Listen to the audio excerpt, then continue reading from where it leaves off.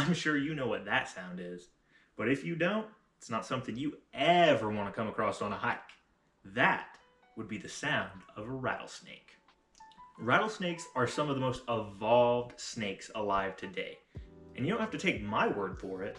Here's the legend himself. And the rattlesnake's one of the most evolved species of snake in the entire world. They're almost at the pinnacle of reptilian evolution. I find them so fascinating.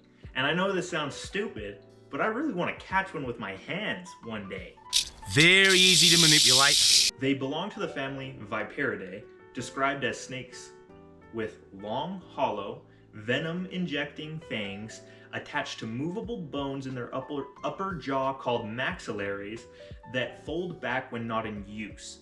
They also have vertically slit pupils and keeled scales, which means they have ridges rather than being smooth on the scales.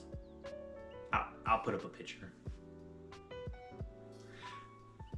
The Viperidae family also includes snakes like copperheads, cottonmouths, pit vipers, rattlesnakes of course, and more. Scientists currently think there are about 36 different species of rattlesnake, which all except 2 live in North America.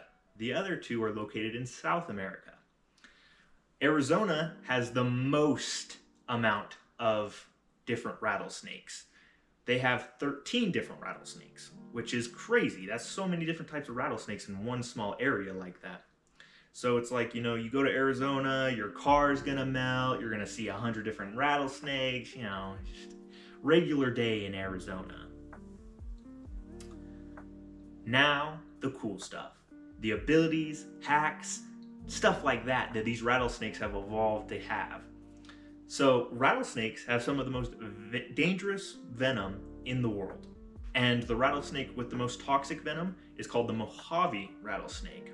They also have heat-sensing pits on the sides of their head, which help them find animals at night, which is funny because they already have good low light vision, which is even funnier because they don't even go out at night most of the time. Like, don't get me wrong, they may go get the occasional midnight snack, but these dudes are active mostly in the day. Rattlesnakes hear using the vibrations that they feel instead of using regular external ears like most mammals do. And to top it all off, these snakes can climb trees, or really any other rough surface that they can get a hold of. So I mean flat bricks or stuff like that, they won't be able to climb, but still, that's still pretty scary. Rattlesnakes can live about 16 to 22 years, and the females will reproduce 3 to 5 times in their life.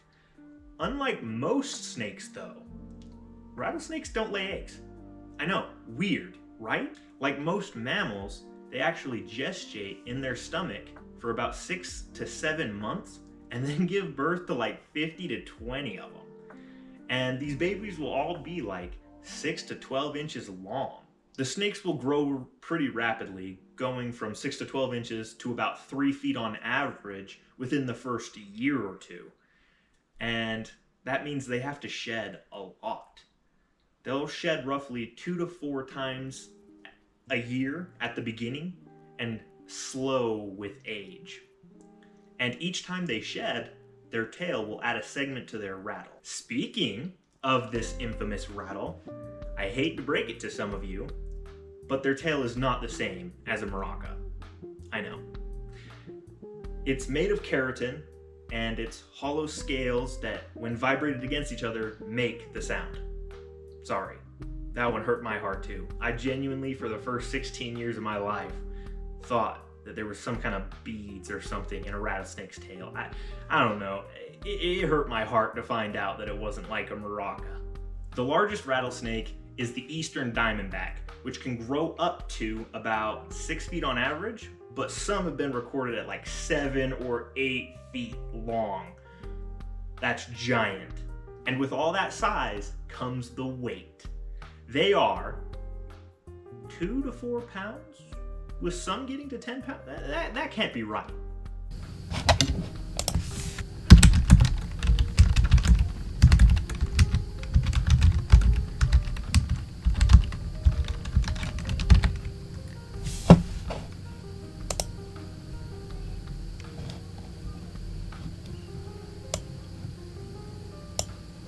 No, I guess it is. Wow.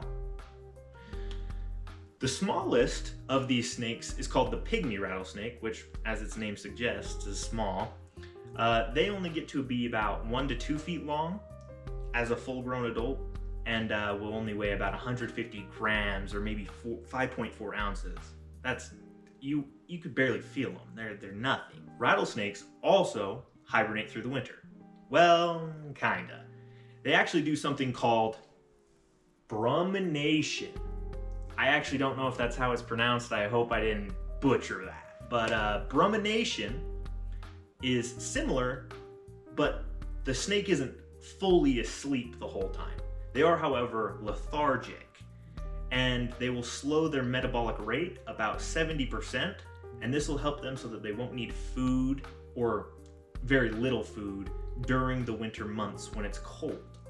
Since these snakes are cold-blooded, they spend this brumination period in abandoned dens or burrows from other animals, or possibly they might also find their way into under your porch or in your basement. So watch out during wintertime. That's when they might be found in your home. If there's a day during winter that's unusually warm, they may be found basking in the sun, getting up all that warmth, But for the most part, you're not really going to see them during winter, other than if they need to go get a quick snack. They're going to mostly spend their time in the burrows or the dens. Rattlesnakes will also leave to go get water, but that's obvious. So I want to finish this video off with a couple myths that you may have heard of. So you may have heard that babies are more dangerous because they can't control how much venom they inject or yada yada yada. Nah, it's not true. Most of the baby snakes don't have as much venom as adults, which actually makes it so that they can't give you as much venom. Not to say that if you get bit by a baby, you shouldn't go to the doctor. Definitely go to the doctor. Get some antivenom. You're still gonna need it probably. However, the babies are more of a hazard because you can stumble into them easier. Like, they have pretty good camouflage, they're really hard to see, and they'll be small, and they don't have their rattles when they're born. So that's why you may stumble upon them, because they won't warn you, you won't see them, you might accidentally step on one and then it'll bite you. So that's why I think maybe people were like, oh, they're more dangerous, but they're not more dangerous. Another myth is that if you get bit, your life's over. That's it, you're dead. There's nothing you can do. That is no longer the case. In this world of modern technology, we have the antivenom. So you don't really have to worry about dying. Usually, there's reportedly about 7,000 to 8,000 bites a year, and only about 5 people will die from those bites. Most people who get the antivenom within like 4 hours of being bit don't end up dying, and some people who get bit don't end up dying until days later. So you can catch it. It's not like a death sentence.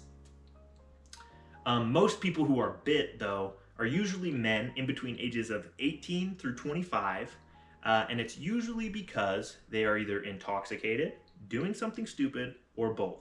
Wait, and I know this sounds stupid, but I really want to catch one with my hands one day.